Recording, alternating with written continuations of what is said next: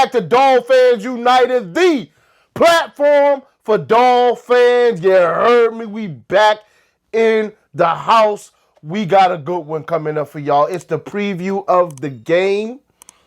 Jets at Dolphins. All right, Jets is coming into our house. We about to take care of business.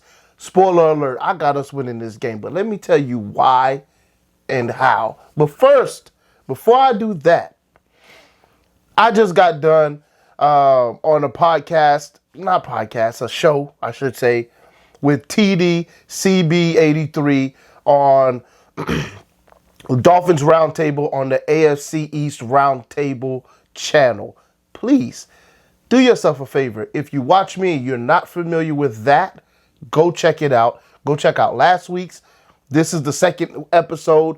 It's a new thing that's starting up on the AFC East Roundtable where each team has their own roundtable and they all they come together, bring about 3-4 of your team's personalities on to talk football, talk, whatever. So that's what it is. That's what I was just on. Well, most of you are going to see this. I'm recording Friday night, but most of you are going to see this, all of you, at earliest Saturday. So please go check out last night's, if you're watching this Saturday, Roundtable, Dolphins Roundtable. I was on there. We had a real good conversation about where this team is headed after that debacle of a loss that I witnessed with my eyes in 4K. Now, let's get into the Dolphins-Jets game. We all know what happened the last time, all right? I was at that game as well. Jets, Dolphins at the Jets. Game did not start out that well. It was a shaky game.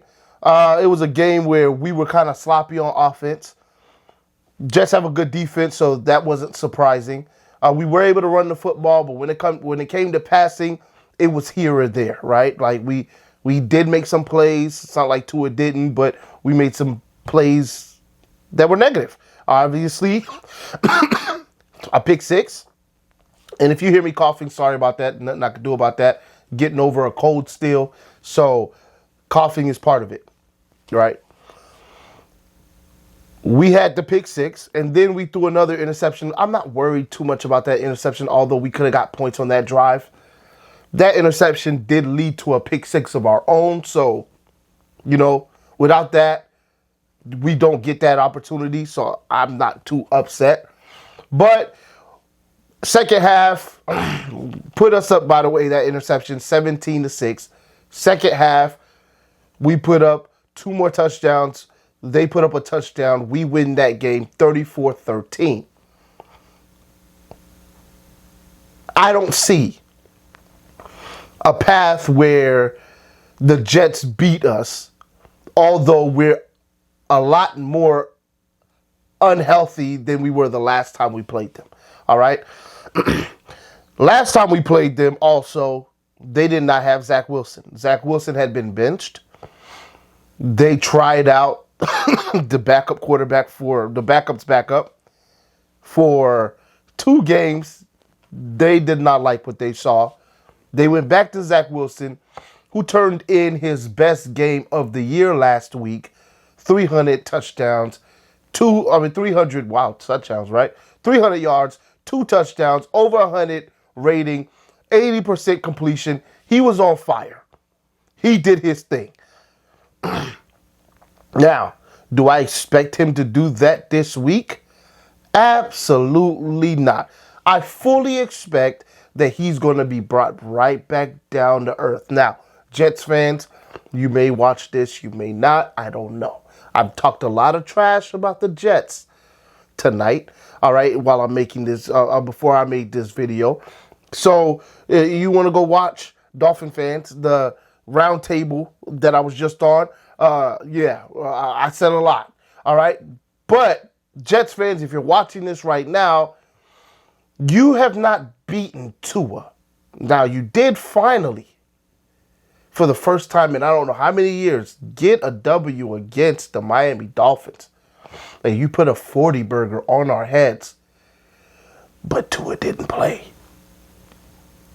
Tua is what, 3 or 4, 5-0 against y'all, whatever it is now. I expect more of the same. Now, some of you are like, oh, well, what a take, right? The Jets haven't beat Tua, so automatically it's a W. No, calm that down. That's not how I'm looking at this. I'm looking at this as what it actually should be. The Jets aren't that great a football doggone team. Can we stop? Last week, what we saw was not the Jets, okay? That was an aberration. That was what the Jets' best looks like. That's not going to be good enough. Even that play is not going to be good enough to beat the Dolphins coming off the loss we just came off of. That's how I'm looking at this. The Dolphins are pissed off. They should be. We lost a horrible game Monday night. Yes, we have injuries. We don't know who's playing at center. We don't know if Teron Armstead's playing. Tyreek looks like he's not going to play, in my opinion. Hunt's not going to be available. Elliott's not going to be available. Off rip. These are big injuries. A-Chen may not be available with the toe. Raheem looks like he'll play, so I'm not going to get into all the injuries we have because it's a lot. But a lot of guys are going to be out for this game. I don't care. Doesn't matter. Tua, McDaniel, the defense, they should be upset. Okay? We didn't play up to our standards last week before the fourth quarter. Before the 2-touchdown lead. We did not play up to our standards. Then we got those leads, and then we squandered them. They don't feel good about that. Now, if we had beaten the Titans, Jets could have got us this week. I'm going to be honest. All right? Jets could have got us this week. There's a chance that what happened to us against the Titans could have happened against the Jets. But because we lost, that opened our eyes back up. That refocused everything.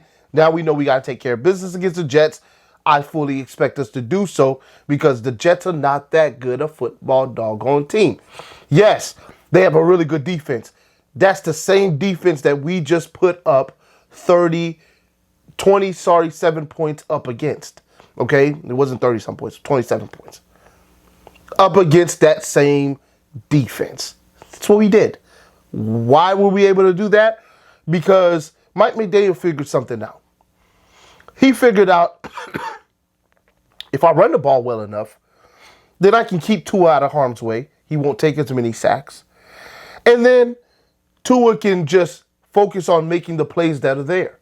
And that's exactly what we did, to the tune of 240-some yards and a touchdown. Now, Tua did have the 2 picks.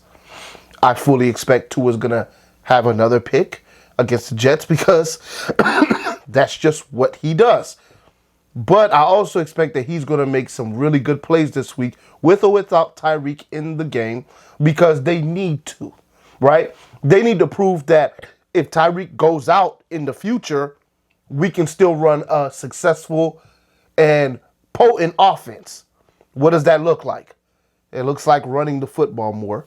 It looks like more play action. Now, here's where I'm a little queasy about play action. When it comes to play action, you got 2 different kinds.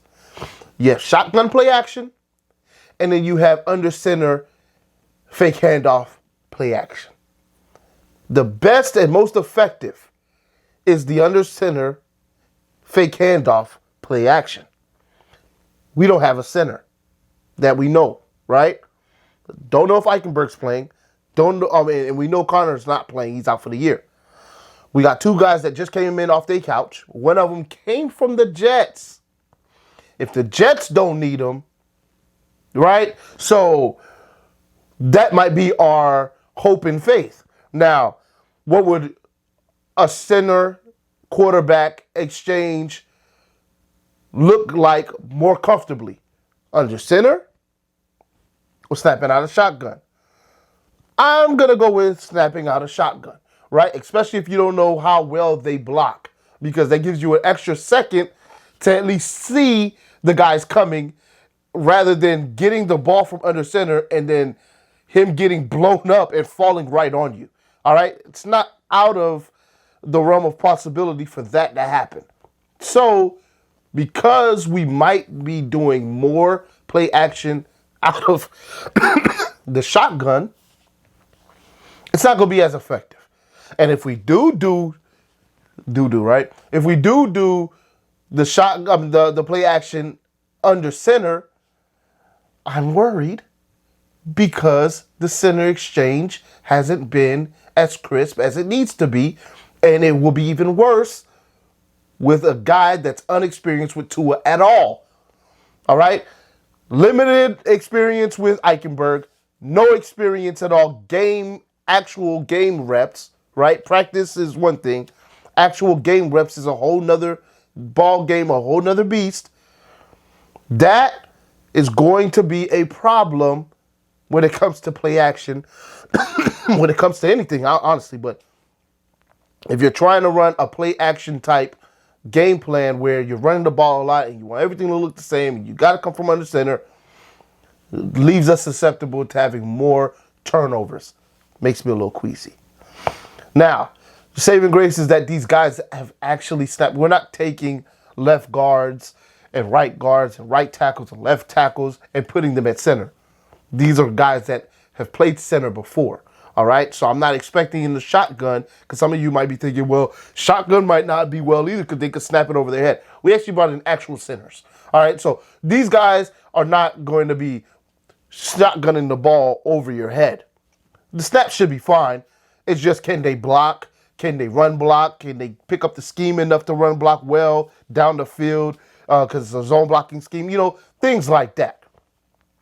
But the under center, there's more of a relationship that is built there, all right? Because the quarterback's kind of got the hand on the gooch a little bit, all right? Now, if you don't know what the gooch is, I'm not going to sit here and explain it, try to figure it out. But your hand's up under there, and you're trying to receive that ball. And if you don't know the person that well, that might not go that well, all right, while you're up under there, all right? So I'm hoping that Eichenberg plays. I can't believe I'm saying this. Really can't. I'm hoping that Eichenberg plays this game because of the snapping. And if we're able to have Eichenberg, hopefully he can be formidable against Williams on the other side. But that's a whole nother thing. We're going to have to just double team that guy. But if he plays, then that gives us a better chance in the play action game to get some and roll Tua out a little bit, move the pocket a little bit. I mean, we're going to have to do some different things. This week is not the week to be playing around. We got to run the football, and we got to convert on third down, and we win this game pretty easily, with or without Tyreek. And I would sit Tyreek Hill personally because I don't need him for this game because I want him healthy for the last three. All right, now, I'm all for him playing if he's healthy. If the man can go out there and beat Tyreek, play him. But if that man can't, sit him. Not going to say that about everybody because if Teron Armstead can get out there without limping real bad, I need him out there. All right?